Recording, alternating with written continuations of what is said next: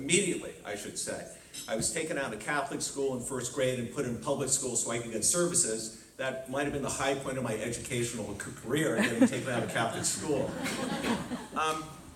But I had one of those hard-to-diagnose learning disabilities. And so I was sent to many psychologists, and I was given a lot of testing. I was taken out of the classroom. But for me, school was a place to struggle. For me, school was a place to fail.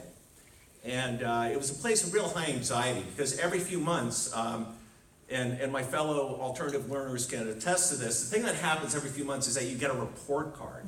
And that sucks. And I spent most of my time dreading that report card when I was going to be judged. And what a pleasure it was last week to be given a tour of North Star and see a bunch of students where the concept of a report card did not even enter into their line of thinking, that they were there just to be. And so I am pleased to say that Ken also told me that when he was sending the story of North Star out into different towns, my hometown, Princeton, was one of the first places to adopt the curriculum of North Star, and they now have the Princeton Learning Cooperative, and I'm very, very happy that there are kids like me today who have a place to go there. But let's get back to you. Okay, that was a good applause.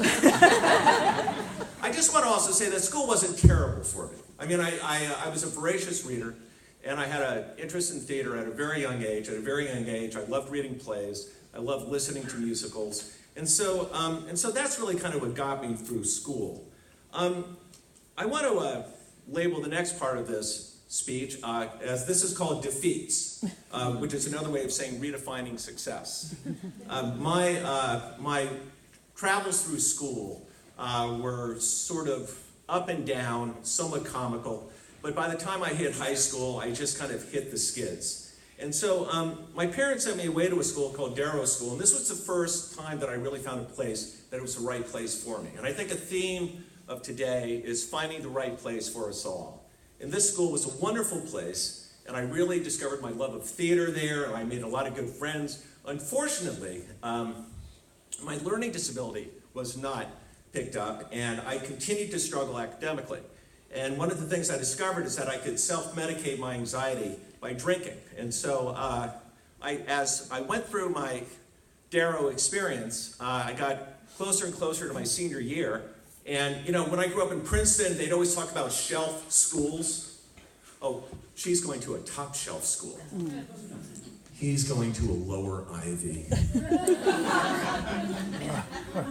It never occurred to me as a kid, what is my place? What does a name matter? Who cares? So my anxiety just grew and grew and grew, and not surprisingly, I was kicked out for drinking a few months before graduation. So I went into sort of an 8-year tailspin, flunked out of college, had jobs that didn't work out, and then I come to the next part of this, and this is self-awareness. And I think self-awareness is what the kids here are so self-aware. I think it's remarkable. I think it's fantastic.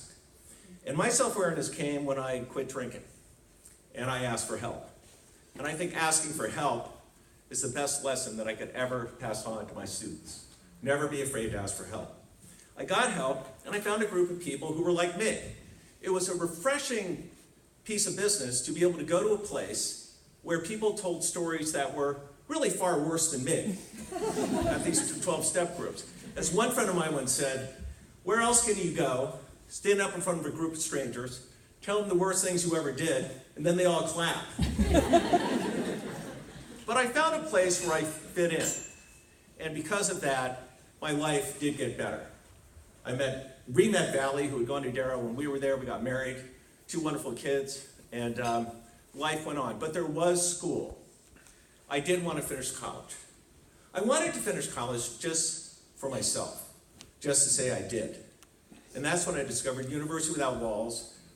Gary Bernhardt is here today, the president of the board here. Gary.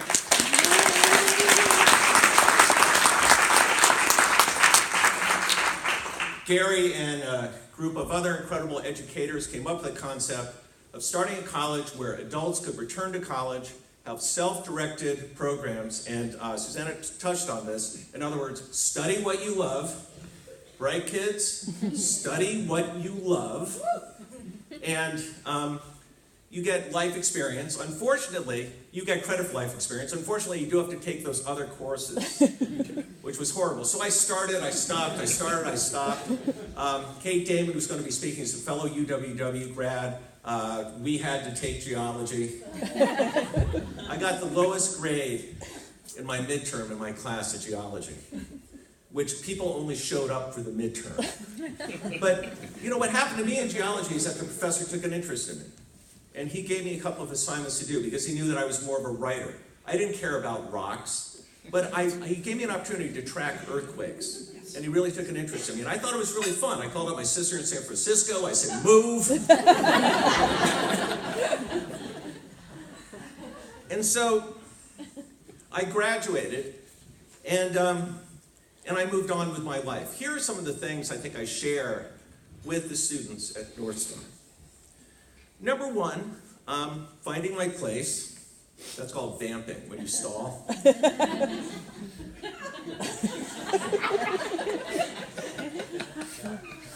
Find your place. Jesus, it's horrible. I just found it.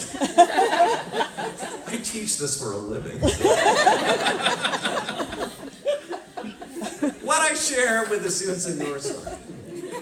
The first thing is that we've learned to shut out the voices. The voices that tell us we're supposed to do something a certain way, we're supposed to be a certain thing. We do what we love. It took me a long time to learn that lesson. To do what you love and to be happy doing it. I spent a lot of time being told what I was supposed to do, and I failed miserably. I think the next thing we learn is everything's in our own time. And that's really a radical concept. When we're supposed to be at a certain thing at a certain age. I can tell you that I was not a certain thing at a certain age. I've got a table full of people that can tell you I was not a certain age. But when I graduated from University Without Walls, and I saw my 8-year-old son, I think that tradition is greatly overrated.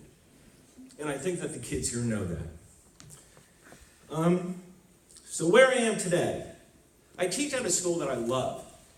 I teach at a school that I understand. And I think the kids understand me. I once told my niece, Anna, who's an accomplished actress and dramaturg, she's here today, I once said to her, you know, I was standing in the back of the house watching the kids warm up for a play. And I said, I'm about Springfield Technical Community College. I'm about as far away from Broadway as I could possibly get, and yet there's no place I'd rather be. And Anna said, and I think she's right, that what you're doing at Springfield Technical Community College is far more important than anything that's going on at Broadway.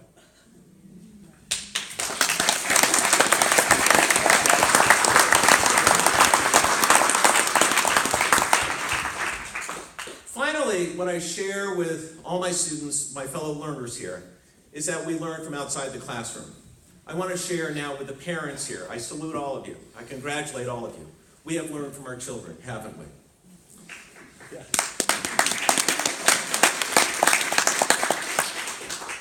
My sons, Tim and Aiden. Tim, the 8-year-old who waved at me when I graduated. I didn't expect to choke up there, I'm sorry. It was much better detail.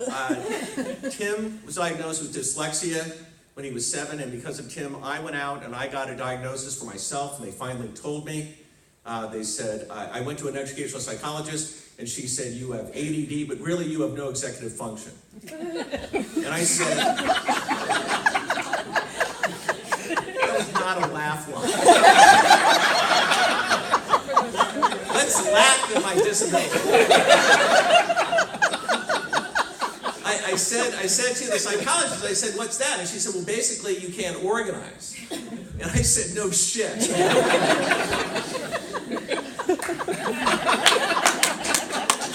But I have to say, it was an incredible relief to be given a name to something. And it was an incredible relief to go to University Without Walls, where I had a place to go to, where I was the norm. And it's wonderful to go to a place where people understand you. And this is what North Star does every day. And I have learned from my children, Tim, and I've learned from our youngest son, Aiden, who has Down syndrome. Aiden sees the world through a different lens. He sees the world at a different pace. but he sees the world with a joy that is unbelievable. He's touched our lives. My wife, Valley, has been involved with a wonderful organization called Whole Children for 14 years, and they serve over 500 families, but it was started by 4 or 5 women of kids with disabilities who wanted them to have a place where they could go and just be themselves. So you see the thread I'm making here? We all want a place where we can just be, and we can be happy about being. When Tim applied to college, he wrote his college essay about Aiden. And he wrote about Aiden's struggles in school, about how Aiden goes to school every day, ostensibly to fail. And he made an analogy to the myth of Sisyphus, right? Pushing the rock up the mountain all the time. But Tim challenged that. And here's the lesson that I learned from my kids. Tim challenged that. He challenged it because Aiden challenged it every day. Aiden doesn't see pushing the rock up the mountain as a terrible thing. He sees that as a joyful thing because he's trying. And that in and of itself is fantastic. Tim wrote, every morning Aiden gets up, he straps his heart to his chest, and he goes to school. And when he goes to school, he sings.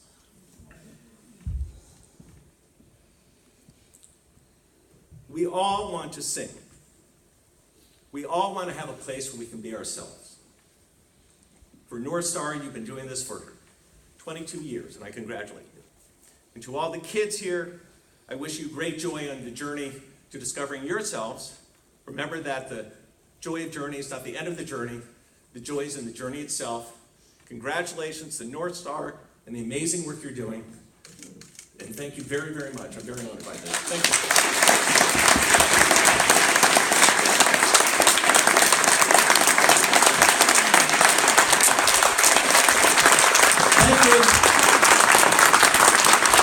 Thank you.